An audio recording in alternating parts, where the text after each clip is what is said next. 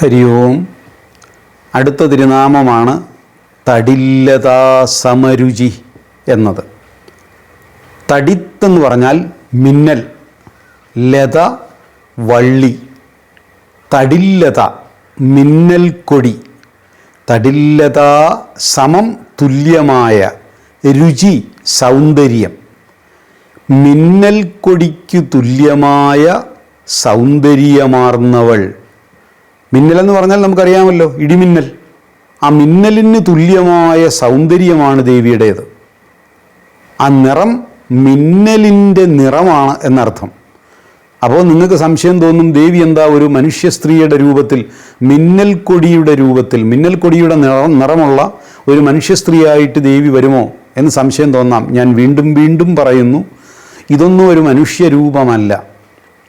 ഈ പേരുകളിലെല്ലാം നമ്മൾ കാണുന്നത് ഓരോ മഹാസിദ്ധന്മാരായ യോഗിവര്യന്മാർക്ക് ദേവി കൊടുത്ത ദർശനങ്ങളാണ്. ഈ ദർശനങ്ങൾക്ക് വ്യത്യാസമുണ്ട്. അതായത് നമ്മൾ സാധന തുടങ്ങുന്ന സമയത്ത്, സാധന തുടങ്ങി ഈ കുണ്ടലിനി ശക്തിയൊക്കെ ഉണർന്ന് കുറേ ദൂരം നമ്മൾ കുറേ ഉയരത്തിലെത്തുമ്പോൾ നമുക്ക് ദേവിയെ ഓരോ ചക്രത്തിലും ദേവി സ്ഥിതി ചെയ്യുന്നതായിട്ട് തോന്നും. അപ്പോൾ അത് കഴിഞ്ഞ് കുറച്ചുകൂടെ നമ്മുടെ ബോധം വർദ്ധിച്ചു വരുമ്പോൾ വേറൊരു ദർശനമായിരിക്കും കിട്ടുക. ദേവിയുടെ മറ്റൊരു രൂപമായിരിക്കും കാണുക. കുറച്ചുകൂടി നമ്മൾ ഉയർന്നു പോകുമ്പോൾ ദേവിയുടെ മൂന്നാമതൊരു രൂപമായിരിക്കും കാണുക. അങ്ങനെ ദേവിയുടെ വിവിധ രൂപങ്ങളാണ് നമ്മൾ പുരോഗതി പ്രാപിക്കുന്നതിനനുസരിച്ച് കാണുന്നത്. അതുകൊണ്ടാണ് പല രൂപങ്ങളെക്കുറിച്ച് ഇതിനകത്ത് പറഞ്ഞിരിക്കുന്നത്. ഇതെല്ലാം സാധനയും തപസ്സും ചെയ്ത് ഋഷീശ്വരന്മാർ ഉയർന്നുയർന്നു പോകുമ്പോൾ അവർക്ക് കിട്ടുന്ന ദർശനങ്ങളാണ്. ആദ്യം ഒരു ദർശനം കിട്ടും, കുറച്ചുകൂടി ഉയരുമ്പോൾ വേറൊരു ദർശനം കിട്ടും, അതിൽ നിന്ന് കുറച്ചുകൂടി ഉയരുമ്പോൾ മറ്റൊരു ദർശനം കിട്ടും. ഇങ്ങനെയാണ് ഉയർന്നുയർന്നു പോവുക. അതിനിടയിൽ കിട്ടുന്ന ദർശനമാണ് മിന്നൽ കൊടി, തടില്ലതാ സമരുചി, മിന്നൽ കൊടി പോലെയുള്ള നിറമാർന്നവൾ. ആ രൂപം ഈ ഉയരമെല്ലാം കടന്ന് വളരെയധികം ഉയരത്തിലെത്തുമ്പോൾ പിന്നെ ദേവി ഞാൻ തന്നെയാണ്, നാം തന്നെയാണ് ദേവി എന്നുള്ള ബോധത്തിലെത്തും. അത് പരമമായ ബോധമാണ്. അതുവരെ നമുക്ക് പുറത്തുള്ള പ്രകാശസ്വരൂപമായിട്ടായിരിക്കും ദേവിയെ നമ്മൾ കാണുക. ഓരോ ചക്രത്തിനകത്ത് സ്ഥിതി ചെയ്യുന്നതായും പ്രത്യേക തരത്തിലുള്ള ഭക്ഷണം ഇഷ്ടപ്പെടുന്നവളായും പ്രീതിപ്പെടുന്നവളായും സന്തോഷിക്കുന്നവളായും ഒക്കെ ദർശനം കിട്ടും.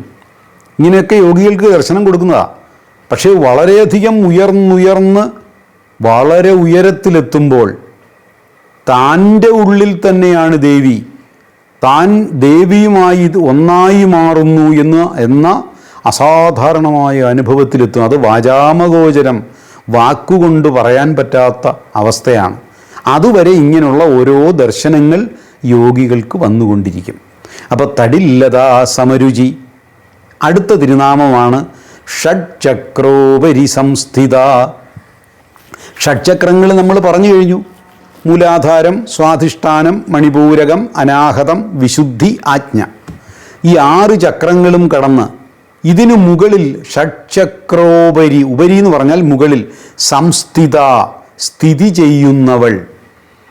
ഇത് യോഗിക്ക് കിട്ടുന്ന മറ്റൊരു ദർശനമാണ്.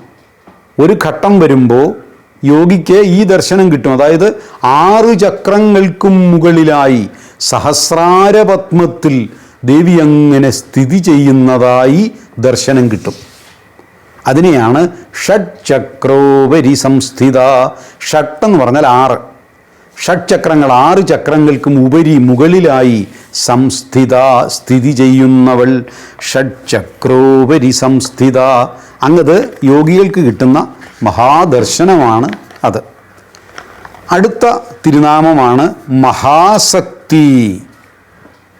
അതൊക്കെ നമുക്ക് വേഗത്തിൽ പോകാവുന്ന നാമങ്ങളാണ്. മഹം എന്ന് പറഞ്ഞാൽ ആരാധന, നമ്മുടെ തപസ്, ജപം, തപം, വ്രതം, ആരാധനകൾ, ദേവാലയ ദർശനം, ഇതിനെല്ലാത്തിനും പറയുന്ന പേരാണ് മഹം. മഹോ, മഹാശക്തി. ആസക്തി എന്ന് പറഞ്ഞാൽ ഇഷ്ടപ്പെടുന്നവൾ, ആരാധന ഇഷ്ടപ്പെടുന്നവൾ, നാമജപം ഇഷ്ടപ്പെടുന്നവൾ, ദേവാലയ ദർശനം ഇഷ്ടപ്പെടുന്നവൾ, ഭാഗവതം ഇഷ്ടപ്പെടുന്നവൾ, രാമായണം ഇഷ്ടപ്പെടുന്നവൾ, ലളിതാ സഹസ്രനാമം ഇഷ്ടപ്പെടുന്നവൾ, അതിനെയാണ് ഇതെന്തിനാ അങ്ങനെ പറയാൻ കാരണം? അത് ദേവിക്ക് ഇഷ്ടമാണോ? ദേവി പരബ്രഹ്മമല്ലേ? അതെ. പക്ഷേ ഇത് ദേവിക്ക് ഇഷ്ടമായി മഹായോഗീന്ദ്രന്മാർക്ക് ദർശനം കിട്ടിയിട്ടുണ്ട്. നമ്മളിത് ചെയ്യുന്നത് ദേവിക്ക് ഇഷ്ടമാണെന്ന് പറയാൻ കാരണം, ഇത് ഓരോ തപസ്സും സാധനയും ചെയ്യുമ്പോൾ നമുക്ക് ദേവിയിൽ നിന്ന് അനുഗ്രഹങ്ങൾ വരുന്നുണ്ട്. നിങ്ങൾ അറിയുന്നില്ല എന്നേ ഉള്ളൂ. നിങ്ങൾ കുറേ വർഷങ്ങൾ ലളിതാ സഹസ്രനാമം ജപിക്കുകയോ നാമം ജപിക്കുകയോ വ്രതങ്ങൾ നോക്കുകയൊക്കെ ചെയ്താൽ നിങ്ങളുടെ ഉള്ളിലേക്ക് ചില ശക്തികൾ വരുന്നുണ്ട്. നിങ്ങളത് തിരിച്ചറിയില്ല. നിങ്ങൾ ആരെങ്കിലും അവൻ നശിച്ചു പോവുകയുള്ളൂ എന്ന് പറഞ്ഞാൽ പോയി. അതുപോലെ നിങ്ങൾ മോനെ ദീർഘായുസ്സായിട്ട് വരിക, നീ പോകുന്ന കാര്യം സാധിക്കട്ടെ എന്ന് അനുഗ്രഹിച്ചാൽ ആ അനുഗ്രഹം ഫലവത്താവും. പക്ഷേ നമ്മളിത് ശ്രദ്ധിക്കില്ല.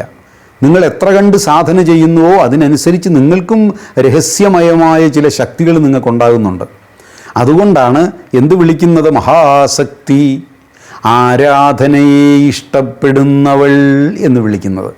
അടുത്ത തിരുനാമമാണ് കുണ്ടലിനി. കുണ്ടലിനി എന്ന് പറഞ്ഞാൽ ഞാൻ മുമ്പേ പറഞ്ഞു, കുണ്ടലിനി എന്ന് പറയുന്നത് ഈ പ്രാണപ്രവാഹത്തിന് പറയുന്ന പേരാണ്, പ്രാണോർജ്ജത്തിന് പറയുന്ന പേരാണ്. തലച്ചോറിൽ നിന്ന് ഈ പ്രാണോർജ്ജം താഴേക്ക് വരുമ്പോഴാണ് നമ്മുടെ ശരീരത്തെ അത് സൃഷ്ടിച്ച് നിലനിർത്തി സംഹരിക്കുന്നത്. ഇത് മൂന്നും ചെയ്യുന്നത് ഈ പ്രാണോർജ്ജമാണ്. അതായത് ആത്മാവാണ് ചെയ്യുന്നത്, അല്ലെങ്കിൽ പരബ്രഹ്മമാണ് ചെയ്യുന്നത്. എന്നിരുന്നാലും ഈ ശക്തി ഉപയോഗിച്ചാണ് ചെയ്യുന്നത്. അപ്പോൾ ഈ ശരീരം മുഴുവൻ പൂർത്തിയായി കഴിഞ്ഞാൽ മൂലാധാരത്തിൽ അവശേഷിച്ച് കിടക്കും. നമ്മൾ എത്ര കാലം ജീവിച്ചിരിക്കുമോ അത്രയും കാലം മൂലാധാരത്തിൽ ഈ കുണ്ടലിനി അല്ലെങ്കിൽ പ്രാണ ഊർജം ഉണ്ടാവും. പ്രാണ ഊർജത്തിനാണ് കുണ്ടലിനി എന്ന് പറയുന്നത്. നമ്മൾ സർപ്പത്തെ എടുക്കാൻ കാരണം എന്താണെന്ന് ചോദിച്ചാൽ, ഈ സർപ്പങ്ങൾ രണ്ട് രീതിയിലുണ്ട്. പ്രദക്ഷിണക്രമത്തിൽ മുന്നോട്ട് നീങ്ങുന്ന പാമ്പുകളുണ്ട്, ഇടത്തുനിന്ന് വലത്തേക്ക് മൂവ് ചെയ്യും. അതിനെയാണ് നമ്മൾ സർപ്പങ്ങളെന്ന് വിളിക്കുക. വലത്തുനിന്ന് ഇടത്തോട്ടും ഇടത്തുനിന്ന് വലത്തോട്ടും തോന്നിവാസം ചലിക്കുന്ന പാമ്പുകളുണ്ട്, അതിനെ നമ്മൾ പാമ്പെന്നാണ് പറയുക, വെറും പാമ്പ്. സർപ്പം എന്ന് എടുത്തു പറയണമെങ്കിൽ അത് ഇടത്തുനിന്ന് വലത്തേക്ക് മാത്രമേ നീങ്ങൂ. ചില വള്ളികളുണ്ട്, അത് നിങ്ങളിനി ശ്രദ്ധിച്ചോളൂ. അത് ഇടത്തുനിന്ന് വലത്തേക്ക് ചുറ്റുന്ന വള്ളികളാണെങ്കിൽ അതിൽ കായ്ഫലം കൂടുതലുണ്ടാവും. വലത്തുനിന്ന് ഇടത്തേക്ക് ചുറ്റുന്നതാണെങ്കിൽ അത്ര വലിയ കായ്ഫലമൊന്നും ഉണ്ടാവില്ല. അപ്പോൾ ഇടത്തുനിന്ന് വലത്തേക്ക് പോവുക എന്നുള്ളതാണ് ഈ പ്രാണ ഊർജത്തിൻ്റെ പ്രവാഹം. അത് ഇടത്തുനിന്ന് വലത്തേക്കേ പോകൂ. അതുകൊണ്ടാണ് ക്ഷേത്രത്തിൽ നമ്മൾ ഇടത്തുനിന്ന് വലത്തേക്ക് പ്രദക്ഷിണം വയ്ക്കുന്നത്. ഇടത്തുനിന്ന് വലത്തേക്കേ പോകാൻ പറ്റൂ. അതിനെയാണ് സവ്യം എന്ന് പറയുക. വലത്തുനിന്ന് ഇടത്തേക്ക് വന്നാൽ അതിനെ അപസവ്യമെന്നാണ് വിളിക്കുക. അങ്ങനെ ചെയ്യരുതെന്നാണ് നിയമം. കാരണം ഈ ഊർജം ഇടത്തുനിന്ന് വലത്തേക്കാണ് നീങ്ങിക്കൊണ്ടിരിക്കുന്നത്. അതാണ് പ്രദക്ഷിണം, വലത്തേക്ക് നീങ്ങുന്നത് എന്നാണ് വാക്കിനർത്ഥം. അപ്പോൾ ഇത് കുണ്ടലിനി ഇടത്തുനിന്ന് വലത്തേക്കേ പോവുള്ളൂ. ഇത് സൂക്ഷ്മമായ പ്രാണപ്രവാഹമാണ്, അല്ലാതെ സർപ്പമൊന്നുമല്ല. ഈ സർപ്പത്തെ നമ്മൾ മാനിക്കാനുള്ള കാരണം ഇതാ. അത് ഇടത്തുനിന്ന് വലത്തേക്ക് പോകുമ്പോൾ അതിൻ്റെ ഉള്ളിൽ പ്രാണ ഊർജത്തിന് അനുസരിച്ചുള്ള ചലനമാണ് അതിൻ്റേത്. അതുകൊണ്ടാണ് നമ്മൾ സർപ്പങ്ങൾക്ക് പ്രാധാന്യം കൊടുക്കുന്നത്. വാസ്തവത്തിൽ സർപ്പങ്ങളെ ആരാധിക്കുമ്പോൾ നമ്മൾ വാസ്തവത്തിൽ ആരാധിക്കുന്നത് സർപ്പത്തെ അല്ല, ഈ കുണ്ടലിനി ശക്തിയെയാണ്, അല്ലെങ്കിൽ ഈ പ്രാണപ്രവാഹത്തെയാണ്, പ്രാണ ഊർജത്തെയാണ്. ആ ഊർജമാണ് നമ്മളിലേക്ക് വരുന്നതും നമുക്ക് ഓരോ കാര്യങ്ങൾ സാധിപ്പിച്ചു തരുന്നതും. അതെല്ലാം ആ പ്രാണ ഊർജമാണ്, അല്ലാതെ വെറും പാമ്പിനെ അല്ല നമ്മൾ ആരാധിക്കുന്നത്. അത് കൃത്യമായി മനസ്സിലാക്കണം. അടുത്ത തിരുനാമമാണ് ബിസതന്തുതനീയസി. ബിസതന്തുതനീയസി. ബിസതന്തു എന്ന് പറഞ്ഞാൽ താമരയുടെ നൂൽ. വളരെ നേർത്തതാണ് താമരയുടെ നൂൽ. തനീയസി എന്ന് പറഞ്ഞാൽ നേർത്തവൾ. താമരയുടെ നൂലുപോലെ നേർത്തിരിക്കുന്നവൾ എന്നാണ് ആ വാക്കിനർത്ഥം. അപ്പോൾ ഇത് കേൾക്കുമ്പോൾ നമുക്ക് തോന്നും, ദേവി എന്താ ഇത്രയ്ക്ക് വണ്ണം കുറഞ്ഞതാണോ, താമരയുടെ നൂലുപോലെ നേർത്തിരിക്കുന്നതാണോ എന്നൊരു സംശയം നമുക്ക് വരാം. അല്ല, ഞാൻ നേരത്തെ പറഞ്ഞല്ലോ, ഇതെല്ലാം ഋഷീശ്വരന്മാർ ഓരോ കാര്യങ്ങൾ അത് ആഴമേറിയ അർത്ഥം വെച്ചുകൊണ്ടാണ് പറയുന്നത്. ഇത് സാധന ചെയ്ത് ചില പ്രത്യേക ഘട്ടങ്ങളിലെത്തുമ്പോൾ ദേവി വളരെ നേർത്ത ഒരു നൂലുപോലെ ഈ ചരാചരങ്ങളെ മുഴുവൻ വ്യാപിച്ചു നിൽക്കുന്നതായി യോഗിക്ക് അനുഭവപ്പെടും. അപ്പോൾ യോഗി പറയും, ദേവി ബിസതന്തുതനീയസി, താമര നൂൽ പോലെ നേർത്തവളാണ് എന്ന് പറയും.